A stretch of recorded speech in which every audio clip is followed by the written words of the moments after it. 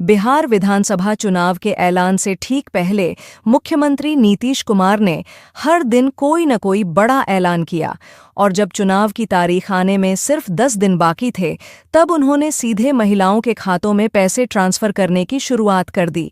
जिस दिन चुनाव का ऐलान हुआ, उसी दिन 2100 करोड़ रुपए 21 लाख महिलाओं के बीच बांटे गए। सवाल यह है कि जब आचार संहिता लागू होती है तो चुनाव आयोग सरकार के ऐसे फैसलों की समीक्षा कर रोक लगाता है, लेकिन इस बार बिहार में सब कुछ अलग हो रहा है।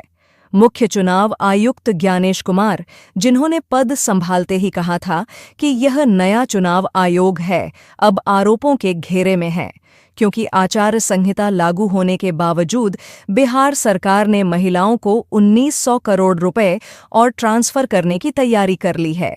विपक्ष का आरोप है बिहार में चुनाव नहीं, बल्कि वोटों की खुलेआम खरीद फरोख्त चल रही है।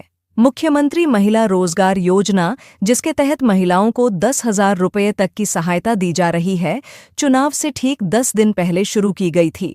यह योजना केंद्र और राज्य दोनों सरकारों की साझेदारी में चलाई जा रही है। आरोप ये भी हैं कि चुनाव आयोग ने जानबूझकर तारीखों का ऐलान टाला ताकि सरकार को अपनी योजनाएं पूरी करने का समय मिल सके। जैसे ही मोदी सरकार और नीतीश सरकार ने पहली 2 किस्तें भेजीं, तब जाकर आयोग बिहार पहुंचा, समीक्षा की और 6 अक्टूबर को चुनाव की तारीखें घोषित कीं। उसी दिन तीसरी किस्त के तौर पर 2100 करोड़ रुपए और बांटे गए।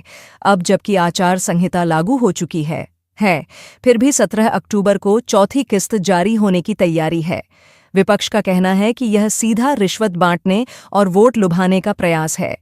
विपक्ष का सवाल यह भी है, जब झारखंड में चुनाव के दौरान मैया सम्मान योजना पर रोक लगी थी, तो बिहार में ऐसा क्यों नहीं हुआ? क्योंकि झारखंड में गैर बीजेपी सरकार थी और बिहार में एनडीए प्रधानमंत्री नरेंद्र मोदी, जिन्होंने इस योजना की पहली किस्त का उद्घाटन खुद किया, अब विपक्ष के निशाने पर हैं।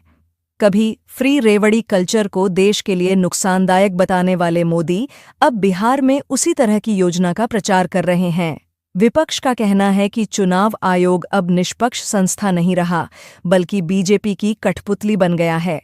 चुनाव आयोग की चुप्पी और बिहार में जारी कैश ट्रांसफर ने इन आरोपों को और मजबूत कर दिया है।